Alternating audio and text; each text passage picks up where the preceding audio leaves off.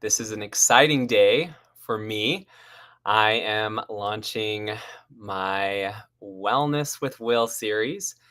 And so I have a lot of great conversations lined up this year.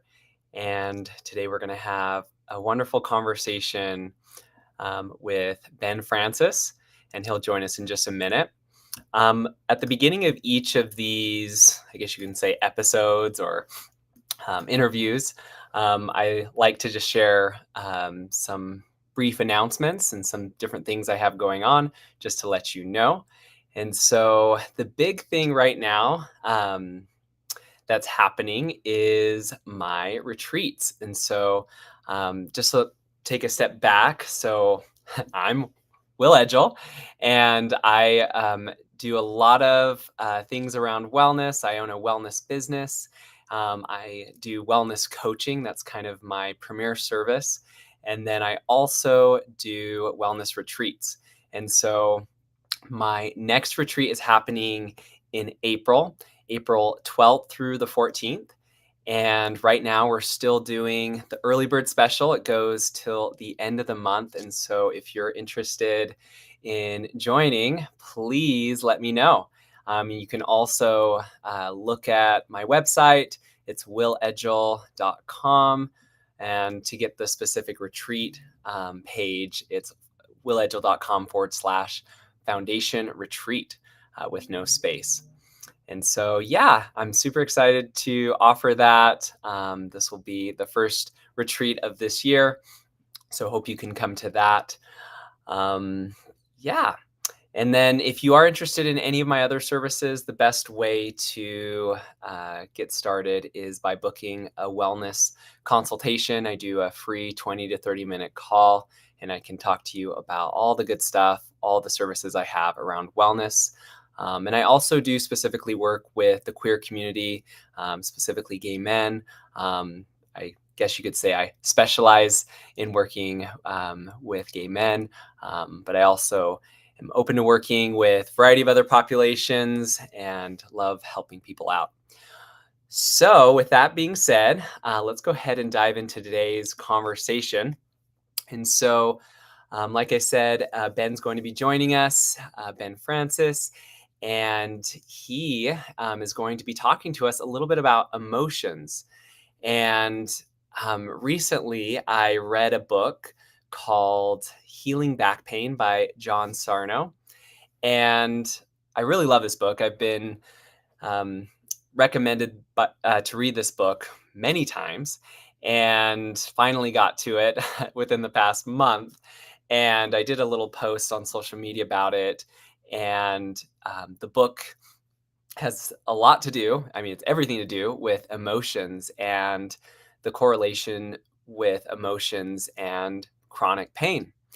And it's really interesting the role that chronic pain has. And so chronic pain would be anything that's past 6 weeks, 6 to 8 weeks of pain. Of course, when we are injured or when we have some irritation in our body, we have a pain response so that the body can heal. But when it just continues to go on for years and years and years, it's interesting to explore what is the root cause of that pain. And John Sarno talks a lot about the emotional correlation with pain, with chronic pain, and that can be due to repressed emotions. And so with my work in wellness coaching, I do a lot of emotional work. We do a lot of releasing negative emotions. So this is very relevant with what I do. But let's go ahead and invite Ben on to talk a little bit about his story and about anything else he wants to address. And we may get into the emotional stuff that I just talked about. All right. Welcome, Ben. So glad to have you here today. How are you doing? Pretty good. A little nervous. Good. Well, you're my first guest on this new series, Wellness with Will. Oh, So welcome. wow. Flagship episode. Yes, exactly. So I just gave a little bit of an intro to the topic that we may get into, emotions and how that relates to our bodies. But I'd love for you to just give us a high level introduction of yourself, and we'll just start Hmm. there. Cool. Yeah, so my name is Ben. I live in Provo, Utah. Um, I work as a scientist for a little startup company. I've been doing that for a couple of years. Graduated from UIU with a PhD in physics, which is kind of what led to the my work at the startup company. Um, and Yeah, grew up in Idaho originally. So came down this way for school, and um, I am gay. I have uh, kind of a long journey with um, first coming out to myself and then coming out to others with that, and um, I'm fully open about that in my life now. And um, yeah, I like rock climbing. I like reading. I like thinking deeply about cool topics.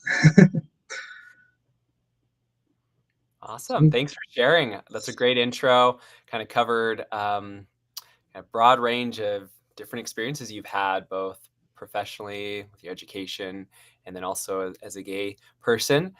Um, yeah, what I would love to dive into today is kind of your emotional journey, specifically around your gay experience, being a gay person growing up.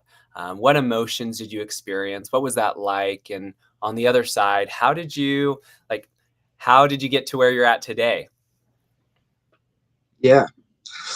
Um, yeah, it's been quite the journey. I Some of the earliest things I can remember is fear.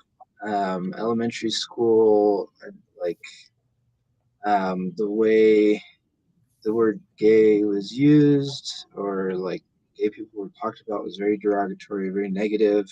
And so there's immediately this sense of like, whatever that is, like, I need to not be that, right? Because if I am, then like I'm going to get fun of, I'm going to get, I don't know, beat up or bullied or whatever. And so, uh, yeah, just started to learn early on, like, that's something I need to like distance myself from or whatever.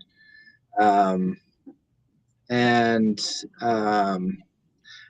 But at the same time, I was already like not like a typical boy. I already had like there's just things about me that people thought were kind of girly or feminine, um and so yeah, I started to feel like I needed to somehow fit the picture, like fit into things. And um uh yeah, just I think I had a lot of like denial about myself, a lot of insecurity I started to develop about my sense of self and my masculinity, Mhm. um, and um,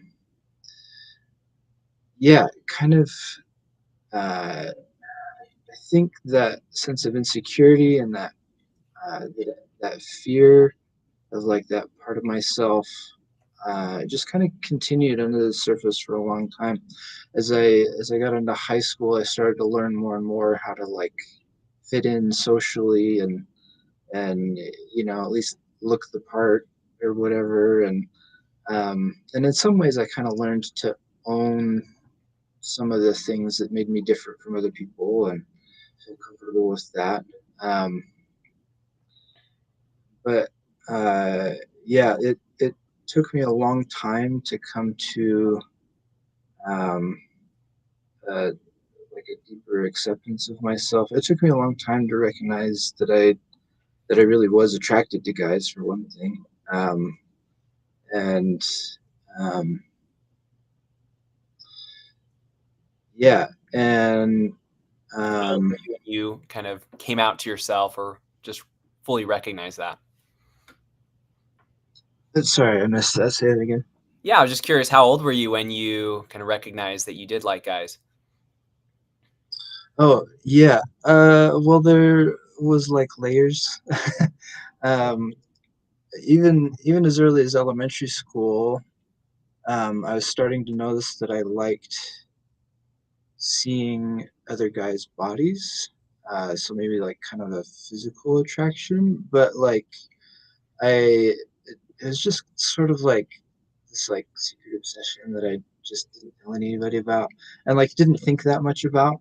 It wasn't until college that I started to recognize like, wait, there's something else going on here. I'm actually like kind of emotionally attracted to guys too, and that was kind of mind blowing for me. So that's when I kind of started to I guess think about that and look at that and realize there was something there. Gotcha. Wow. Okay. And I'm curious, like how you said you are completely out, and so have you ever done something like this, kind of an interview, live interview like this? Uh, I have. When was that? Maybe like a year and a half ago. I did a podcast with a friend where I kind of talked about some of my experiences. The topic there was kind of more the intersection of my sexuality and my faith. Um, Okay. but yes, Cool. this isn't the first time I've like a video or something. Interview. Yeah. Well, I love what you've shared so far, and it is very common for the gay individual to kind of go through this journey of recognizing that they're different. It could be around like this feminine masculine spectrum that's like, oh, I'm different from other guys, um, or it could be a variety of other reasons. But recognizing that you're different. Often, you mentioned fear, that definitely can be there. Shame is another common emotion that can be experienced, which shame causes us to hide and kind of conceal parts of ourselves so that we fit in socially. And so it sounds like that was very much part of your experience as you grew up. But then it's also really cool to see, like, you volunteered to be on this interview today, and then you've also had other opportunities to share. Um, Walk us through just that journey of kind of coming to terms with who you are and feeling comfortable with sharing it with others. What was that like for you? Yeah.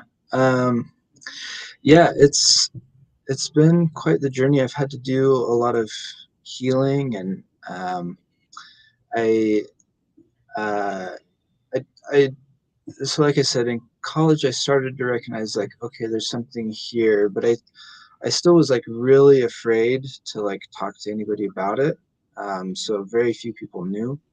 It wasn't until um, I actually finished my undergraduate, served a mission for my church, and then was in graduate school before I really started coming out to people. And I just felt like I guess having this secret about myself was just eating me up inside, kind of that shame like you were talking about. It just felt like I need more people that I can talk to about this. And so I had this phase back in 2017 where I was starting to guardedly choose friends that I felt comfortable with talking to, um, and just kind of all one-on-one kinds of things. And around that time, I was starting to look up uh, like support groups or organizations that um, for uh, gay people who are members of my church and things like that. And so starting to like explore more and talk about it more. I also came out to my family around that time, uh, but I still wasn't out like publicly or like to everyone or openly. Um, and um, and I kind of put my sexuality on the back burner again uh, uh, later that year because I was kind of focusing on some other things that I was dealing with at the time.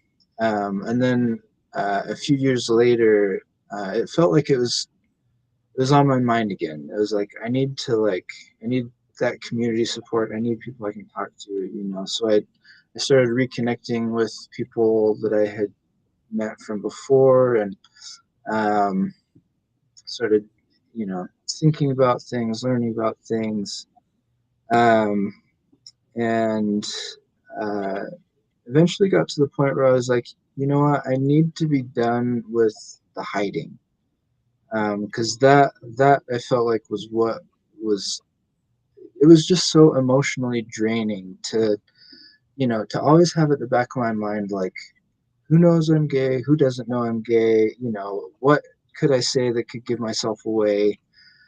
And I just was like, I want to be done with that. So I made this decision, like the way for me to come out of that, for me, I decided to do a Facebook post, just as a way of kind of like putting the info out to the world, like, here's some information, and I'm sort of letting go of like controlling who does and doesn't know from here on out. Um, and that was kind of scary, but it was a really helpful like transition for me. Just to be like, I'm I'm gonna own this now. I'm comfortable with this now. Like I'm I'm gonna face it head on, and like just not be afraid of it anymore. Um, and that was like 2 or 3 years ago now. Um, and so yeah, that's been a really, for me, healthy step to take. Yeah, I love that. I love what you said about like letting go of control. And that can be so hard as we are just going throughout life, right? We want to be in control of the narrative. We want to control like how people perceive us. And when there's a part of ourselves that we maybe historically have had shame about, or maybe we know that in some circles, in different places in the country or wherever you are, they have negative views about people who are gay. It can make sense that we would want to have control over who knows and who doesn't know. But the freedom of letting go of, what, like, it's so much work. And I love how you talked about like just how much energy it takes to like, oh my gosh, like, does this person know? Does that person know? And, for like this idea of coming out, I don't say like one size fits all, everyone should do it. But I think your journey led you to do that. And it sounds like it's been helpful. And you used Facebook as just kind of, all right, let's just put it out there and no longer have to kind of go back and edit and figure out who knows and doesn't know, and just like, okay, it's out there, it's done. My own journey in like coming out, when I did it, kind of my first recorded video about my story, it was relieving. It was nice to know that it was out there. And now I kind of just like assume most people know. And that in some ways that's just nice and easy. And of course, I need to, not everyone's seen my stuff. And so I have to like kind of understand where people are at.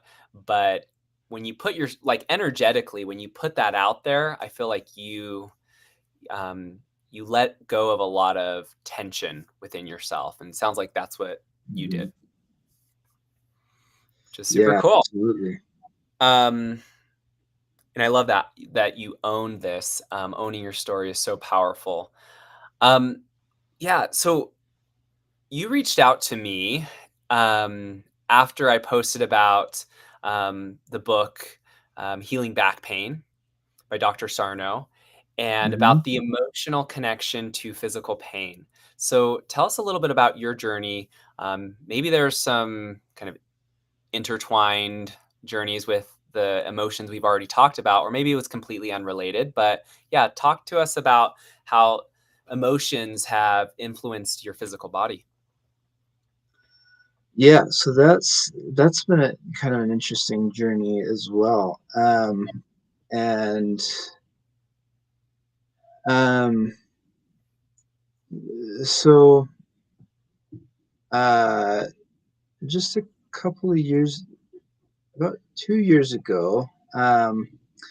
I Well, I want to back up a little bit. So there's a couple places in my body that I feel like I've chronically noticed things, but it has never been like a really like big issue. Like I remember back in college, I did a lot of like ballroom dancing, and I would sometimes notice that like things felt a little different in my right hip than my left hip.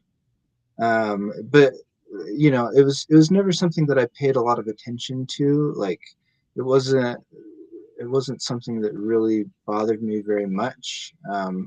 Like I only noticed it a couple of times. But then as time went on, like it seemed like I continued noticing, stuff with that right hip going on.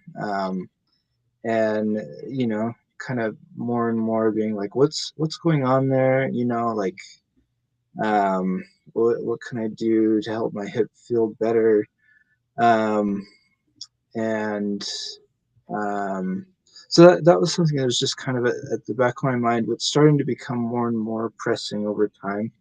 And then on top of that, I started to notice like I was having issues in my upper back, my left shoulder.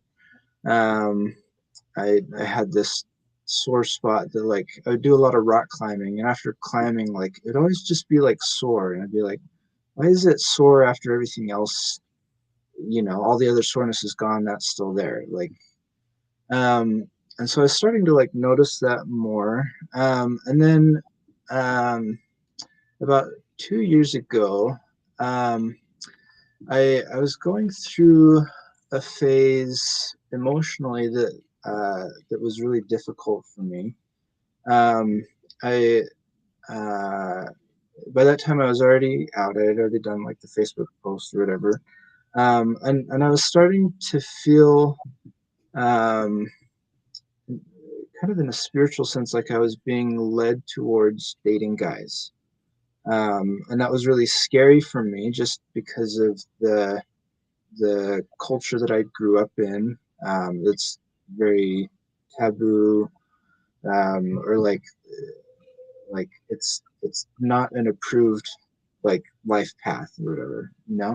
um and so I was really wrestling with this question of like, uh is it okay for me to date guys? Like, what does that mean for my relationship with my church, for example, or like, you know all the different opinions that people have. And so emotionally I was going through this time where I just had a lot of like confusion, a lot of self-doubt, um and it just like wasn't able to trust myself or what I felt like I was getting as guidance from my own like intuition. um and around that same time, um all of a sudden I was like, the there was these different kinds of pain that I was experiencing in my body. At the time, it seemed unrelated, um, but like I was doing a lot of running, and I would just notice that like when I went to bed at night, it was hard to sleep because my hips would just ache, um, and and like with some specific things in my right hip, and then like the pain that I had in my back, like just was getting so like um, difficult to tolerate. And so um, while trying to figure that out, and started trying to like, I think I went to like this chiropractor guy for a while. I started trying like physical therapy. It was, like really reduced a lot of my activities that I felt like were aggravating those those pain sensations. But nothing really seemed to like resolve it. Um, and um, like this kind of went on for the better part of a year. And then about a year ago, I came across an app called Curable. Um, and the premise of the app from the ad that I saw was like kind of the idea you talked about from the book by Sarno, that a lot of times chronic pain is connected with our emotions, and like there's kind of like this feedback that can happen with between our emotions and our pain. And so I downloaded this app and started learning about it, started applying some of the tools in the app. And I started to see that there really was like this correlation between like my emotional state and like my experience of pain. That when mentally I was in more of a place of anxiety or stress or fear or confusion or doubt, that I just seems to be extra sensitive to things. So like extra sensitive to the pain was a big one. But I would also notice I was like extra sensitive to cold. Like cold was like even colder. I couldn't tolerate like being cold at all. It was so, and it was so interesting to see that like, you know, as I started this healing journey with those emotions and sort of learned to like help help myself like relax and like ease that anxiety and heal some of the emotional pain. Um, like when I felt better, all of a sudden the other things that I was experiencing like weren't as big a deal. Um, I'd still be a little achy, but it kind of felt more just like regular muscle aches and pains. It's like, oh, I just need to like do some stretching, and tomorrow it'll be okay, kind of thing.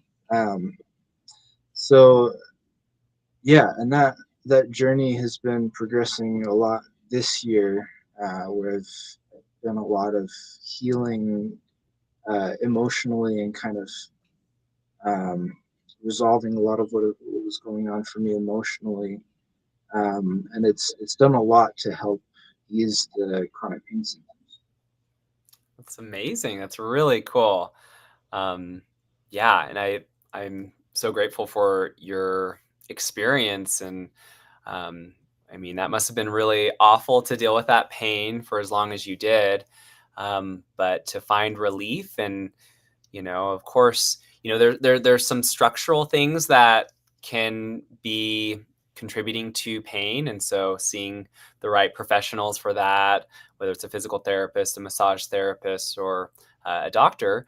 But yeah, I that's so neat that you came across this app and that you were exposed to this idea that emotions might have also a contributing factor, or might even be the root of the pain. And so you've been able to see that pain reduce then?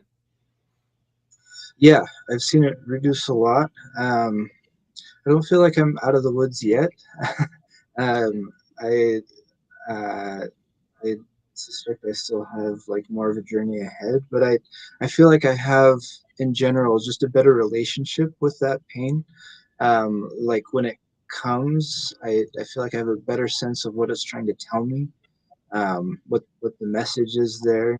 That it's not always that there's something structurally at issue, and maybe sometimes there is, but sometimes the message is, oh, I have something emotionally I need to deal with, you know. Um, and so yeah, I have a much better relationship uh, with that pain and understanding what it's trying to tell me. Yeah, yeah. So good. I love that. I love even just like opening up a conversation with your body, with your emotions, with your pain. It's like, what is it trying to communicate to me? And trying to understand that, and recognizing that like our body really does want us to exist. It wants us to survive, and it wants us to thrive as well.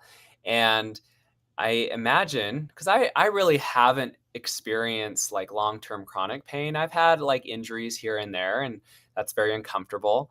Um, but I imagine when you're in this state of chronic pain, it can be, you can almost feel like an enemy with your body. It's like, man, body, why are you fighting against me? Why are you making life so hard? Why do you hate Um, me? yeah, yeah, and that can be just such an unpleasant place to be kind of at war with your home, your physical body being your home. And if we can understand that there are purposes for different responses that can support us, I think that can make it easier. There can be, different pain management techniques, and I do want to hear a little bit more about your process. But real quick, I mean, some of the messages that can be, some of the reasons why the pain might exist if it is emotional. Dr. Sarno talks about this, about, if we, I guess there's kind of two sides of this. If we're ignoring our emotions, our subconscious mind might want to get our attention through pain. So it's like, okay, well, if you're not going to pay attention to these emotions and this energy here, then let's get your attention through pain. The other side of that could also be a distraction. So our body could cause a distraction from our emotions, saying, "Hey, let's not deal with that, and let's focus on this pain." And when I work with clients that are dealing with chronic pain, oftentimes, if it does have an emotional connection, I'll invite them to just be present with the emotions that they are currently dealing with. And we call this the 90-second rule. Sometimes when we're just present with our emotions for 90 seconds, like really present, it can allow those emotions to be released, and it can influence the pain. So super exciting stuff. So yeah, tell us a little bit more about this process. If you still use the app, tell us kind of what they guide you through, and like, how do you, when pain comes up, what exercises do you do to get through that? Yeah, that's a great question. I actually don't use the app much anymore, just because I feel like I've made a lot of progress and I kind of have an idea of how to handle things now when they come up. A lot of what the app provides, there was like four main categories of things that it provides. One was education, so just learning about pain and like the latest pain science. A lot of similar ideas to what it sounds like are in this book by Dr. Sarno. Um, and then there's meditation practices that you can apply. There was like brain exercises that you can use. Um, and I'm blanking on what the fourth one was. If I remember, I'll come back to it. Um, uh, but yeah, so um, some of the things that I found really helpful. Um, well, first of all, it's just the idea of like uh, talking to my pain and listening to my pain, right? Kind of like you were saying, like I'll take time sometimes to just kind of sit and pay attention to my and kind of think about what does this pain feel like, and that's not very comfortable to do, but it seems to be helpful to just kind of like listen to it, pay attention to it, like what am I feeling, where am I feeling it, what and maybe what is it trying to tell me, um, uh, so just kind of like a mindfulness, and um, so that's one thing. Meditation is something that I've done for a while that I really love, that I feel like is good. Just learning to like kind of go inside and um, listen to what's going on in my thoughts. And in the app, there was some specific like guided meditations that are targeted at different things like forgiveness or boundaries or um, different things, visualizations that you can use. So those I found really helpful.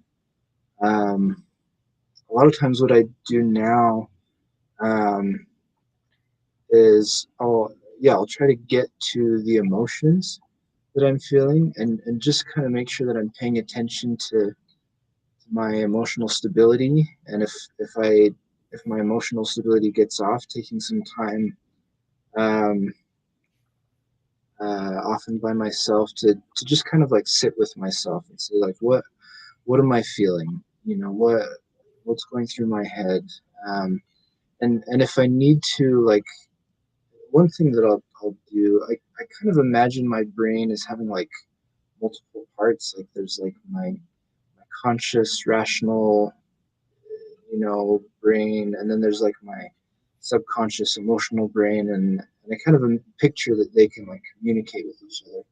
And so what I'll do is I'll just imagine like talking to like my emotional self, my emotions or whatever, um, and uh, just even just sort of like validating myself, just being like, yeah, it's okay that we're feeling this right now, and it's okay that we're feeling this pain. It's okay that we're feeling this anxiety, like whatever it is, and um, like almost just kind of stepping into this role with my conscious mind of like an older brother or a father or like an adult comforting a child, and just kind of picture myself just being like, hey, like it's okay, I'm here for you, like um we're gonna get through this, I'm gonna take care of you, you know um and um so those are the kinds of practices uh that I've found to be the most beneficial, I think. Yeah, wow, those are so great. If anyone's watching this that is dealing with chronic pain, I feel like all of those could be worth trying. And yeah, this seems super valuable. And I could see how it could help too. Talking to your pain, communicating with it, and even just meditating on it, and really focusing in on the sensations. Um, I also do hypnosis with clients, and there are some hypnosis techniques or meditation techniques that I use where basically it's kind of disassociating the narrative that we give pain, like, oh, this is awful or uncomfortable. And a good example of that is cold, right? It's winter right now. And so when we get outside and in the cold, and, it's like, oh, this is miserable. We have all these like mental chatter. And if we can kind of just focus in on the sensation of being cold and like, what does it actually feel like? Is it a little bit like a tingly feeling in our fingers, and like without the narrative, I think that can be super helpful. And it sounds like that's maybe part of what that meditation technique is doing, just really looking at it as a sensation in your body rather than this is something miserable and unpleasant. So yeah, Yeah. I love it. Does that sound about right? Is that kind of, Yeah, you know, yeah, that's definitely was part of um, the techniques from the app and things that I've applied is, yeah, just kind of rewriting the narrative about it instead of like, trying to avoid it or, think to yourself like, I hate this so much, like it's awful, it's terrible, or whatever. Like those kinds of thoughts actually reinforce how unpleasant it is. Like it's almost like you're training your brain how to react to it, right? If you're consciously thinking this is terrible, your brain will be like, oh, this is terrible, we need to make sure that it feels really terrible. you know yeah. um Whereas like kind of rewriting that narrative, um like in my experience, it's really helped me kind of retrain my brain to be like, it's this is actually okay. It might be uncomfortable, but it's like okay, and that in the future, like that helps reduce how much my brain reacts to whatever the sensation is. Hmm. Yeah. Oh, I love that. And I was curious if you have done personally any practices um, that are uncomfortable that kind of help with pain. For example, um, I on the regular I try and do cold plunges, and then on the other side I do hot yoga. Both things when I first started doing them, like, were legitimately miserable. It's like, this is torture. Being in ice water, or at hot yoga, I am drenched in sweat. It's, and when I invite people for the first time, like that was miserable. And so, but I kind of get a kick out of it now. I kind of it like I just love it. And maybe a lot of it is like the after effect. I just feel amazing afterwards. But I don't know if you've had much experience with stuff like that. And I just imagine, like, I just know with myself, doing activities like that kind of build that mental resiliency of like, okay, like viewing pain differently, viewing like just physical sensation of, yeah, discomfort as something else and being able to kind of withstand some of that. So, any thoughts on that? Yeah, so I have done um, a little bit with uh, cold plunges as well as like cold showers. I know cold showers I've heard are not as effective or whatever, um, but I do feel like they help. So I have a roommate who is we live just up the street from a river, and he's like always obsessed with like going and dunking in the river, and I was always like, "You're crazy." But then, um, yeah, I think I heard some more about like the health benefits of cold plunges, and I was like, well, maybe I'll try it. So, yeah, so like this summer, I did that several times. Like I'd go up the street to the river and just like dunk myself in the river and um just sort of like yeah, I guess like observing what my mind does and then kind of practicing like just kind of like embracing the discomfort, you know, and just kind of like sitting with it and sitting with the sensations and observing them, kind of like you talked about earlier. Um, so I've done a little bit with that, and then yeah, a lot of times with my showers, I'll start with a hot shower, but then right at the end, I'll switch it to cold, and um, I'll yeah, just kind of like embrace the cold, just like this is going to be uncomfortable, but we're going to do it. We're going to embrace it, um, and um, and just try to like sit with it, and I do feel like it is a helpful practice of just learning to um, embrace discomfort and not be afraid of discomfort. So yeah, good stuff. Yeah. Yeah, super cool. I love that there is the physiological benefits of all that stuff, but then there's also the mental. And I value so much like the mental benefits of things. I mean, if our mind is right, like I feel like everything else just goes better in our life, and our ability to deal with our emotions or mental and emotional um, self can really support the physical in big ways. I mean, they're all intertwined, but yeah, the mental benefits of some of those practices are so valuable. I want to talk a minute about anger because in the book, Dr. Sarno talks a lot about anger. And there's also a documentary, if you like to watch things more than read things, it's called All the Rage. And a lot of the findings that he found were clients who actually had repressed rage, which I see as like its roots are anger, and then anger kind of turns into rage. And I do find it very common, both with my clients and just society at large, that we don't really feel comfortable with anger, and it's like we shame anger, and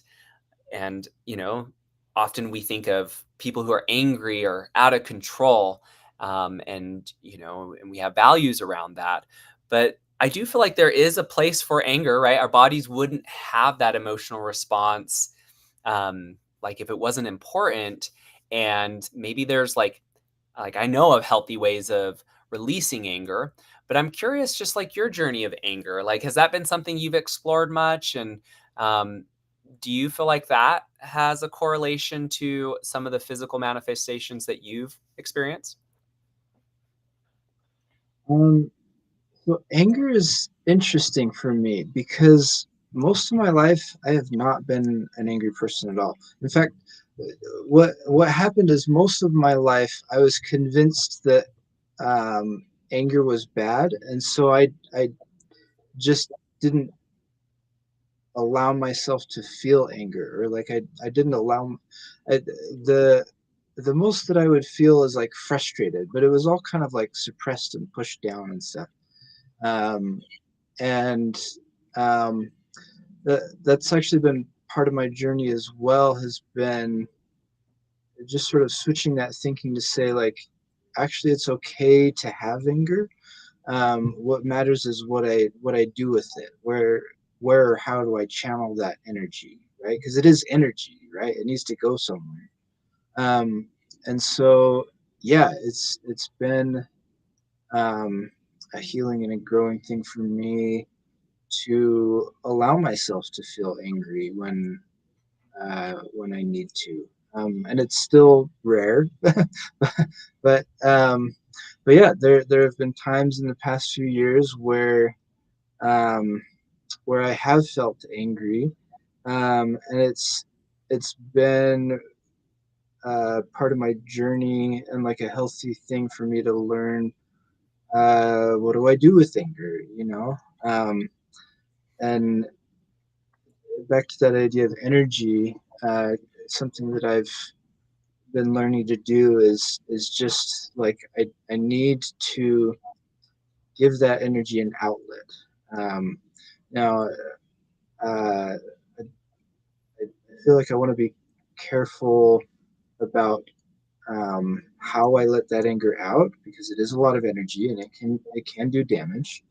Um, and so for me, a lot of times what I do, I have a bed with a whole bunch of memory foam padding on top. I'll go in my room and I'll punch my bed like as hard as I possibly can, right? And so there's like zero damage being done to anything, but I can unleash like a lot of energy doing that. Or like I'll grab a ball and I'll throw it at the clothes in my closet. The clothes are not going to get hurt, right? I can throw the ball as hard as I want. The clothes are not going to get hurt. They're going to keep the ball from hitting the wall and doing damage.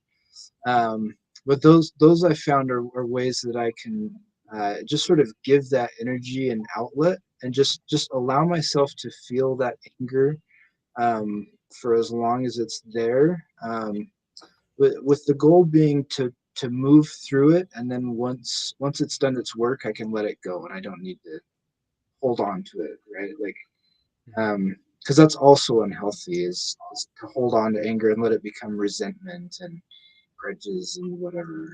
Um, that's Yeah. not good either. Yeah, I love those examples that you gave. It's interesting because anger as an emotion tends to want to be more physical. And if we think about our survival and the importance of anger, anger often comes up when we feel threatened.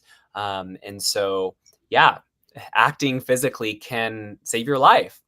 Um, However, in our modern day, hopefully, I mean, some people can be physically in danger. But hopefully, like when we're processing it on our own and releasing that anger, we can do it in a way that doesn't do harm to ourselves or others or destroys our physical environment. So I love this idea of punching like your bed or throwing a ball into clothes. I think that's great. Um, I do coaching where I help people release anger as well as other emotions through timeline therapy, and it's really effective. Um, Sometimes though, we our bodies might really request like a somatic release, which is kind of more um, through the body, releasing through the body. And so I know exercise can be a great method for that, of releasing some steam. I do breath work as well, help people release emotions through breath work. So, yeah, it's about listening to your body. And I just wanted to bring up anger because, yeah, often a lot of us don't know how to be angry. We don't maybe know healthy ways of processing anger. And so that could be part of the problem and part of where that pain, whether it's emotional or physical pain, might be showing up. So, Really good Yeah. stuff. I've loved so much this conversation, Ben. Thank you so much for everything you've shared so far. I want to give you a chance to fill in the gaps. Is there anything that you've been wanting to say that you haven't said yet, or another direction you'd like to take this conversation for the last few minutes?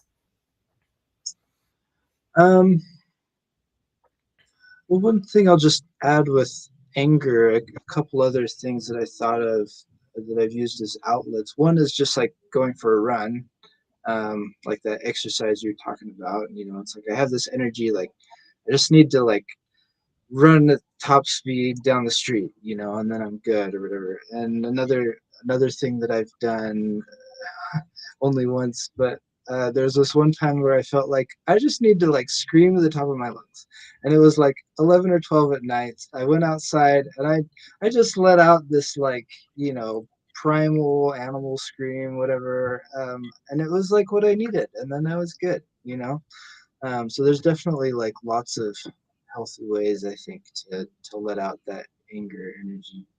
Um, Let me jump in but real yeah, quick.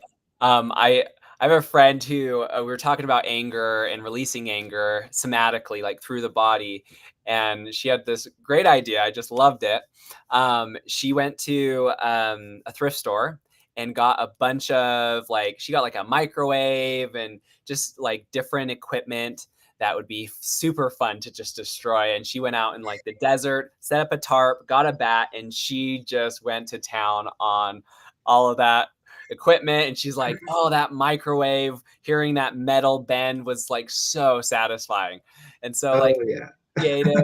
I know there's also like this glass breaking business. I don't know if it still exists. There used to be one in Salt Lake, but yeah, there might be some like creative ways of like releasing that anger and honoring your body. Maybe you buy a boxing gloves and get a punching bag or something that could totally be your thing if needed. So yeah, what other thoughts do yeah. you have?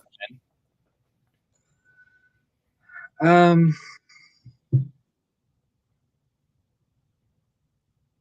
I don't know. I guess the only other thing, like, I feel like one of the big takeaways for me from all my experiences has been just learning how to listen on the inside. Like there's a lot of these like practices and exercises and things that are just about listening on the inside, listening to my body, listening to my mind. I very spiritual. I believe in a higher power, so listening to my higher power, um, my the God that I believe in, and um, yeah, just learning to listen and to trust whatever my insides are telling me. And I feel like that's just been a huge like tool and key for me. Um, is yeah, just learning to listen to my insides and trust that, and that's done me like so much good, just in all areas of my life. I think that's so great. And I think that's like such a great place to wrap up our conversation, just listening to yourself. And part of that is trusting yourself, right? Trusting um, the signals that are happening within yourself and trusting your relationship with your higher power. And yeah, just trusting that, life is working for us, not against us. And I think that's so valuable. Well, thank you so much, Yeah, Ben. I'm so glad to have you on. This was such a great episode. I'm calling it an episode, interview, whatever we want to call it. Um, it was a great start. I loved it. I loved the discussion that we had. And I think this topic is really interesting. It kind of like when I first heard about um, these concepts around emotions and pain, I was like, that makes sense, but it was kind of revolutionary for me. And so I'm curious if it was revolutionary for anyone else that's joining in today. I also really appreciate your vulnerability and sharing your story and just all the work that you've put in to be at this point where you're so willing to like jump on a Instagram or social media live and have this conversation and just be open to see where it went today. So thank you again. Yeah, you're welcome, and thanks for the great discussion. I really enjoyed this. I appreciate every chance that I get to just share the things that have helped me with somebody else. It's been Awesome. Well, I awesome. appreciate it. You're doing great work. Keep sharing, and I just appreciate getting to chat with you today. Yeah, you're All welcome. right. Thanks. See you, Ben. See you. All right. So we'll close out today just with a few last notes. Yeah. So now you kind of saw what these wellness with Will chats are about. And so I want to bring on guests like Ben who are willing to share a little bit about their story, about their experience, and then, have a topic around wellness that may relate to your story, or maybe you just want to talk about and get into. Sky's the limit. There's so many topics that we could get into that involve wellness, and I just love like that personal experience too, because like I said, I haven't really experienced chronic pain, so I felt like it, an authority, a person of authority is someone who's experienced it, and how um, like Ben was able to kind of deal with that and manage that pain and also see it reduce. Super cool stuff. So yeah, I ideally am going to be doing these conversations weekly, and so yeah, stay tuned for the next one. I am going to be out of town for the next few weeks, and um, so that's where I'll be, and so I'm going to take a break. But I will post the next video once it's out, and if you can join us live, even better. By the way, this goes out to Instagram, Facebook, YouTube, and then I'll upload it on TikTok as well. So if you are seeing it on any of those platforms, also know that I have maybe some other content in some of those other areas you might be interested in checking out. So thanks again for watching if you made it this far, and have a great day, and we'll stay in touch, and I'm looking forward to our next conversation.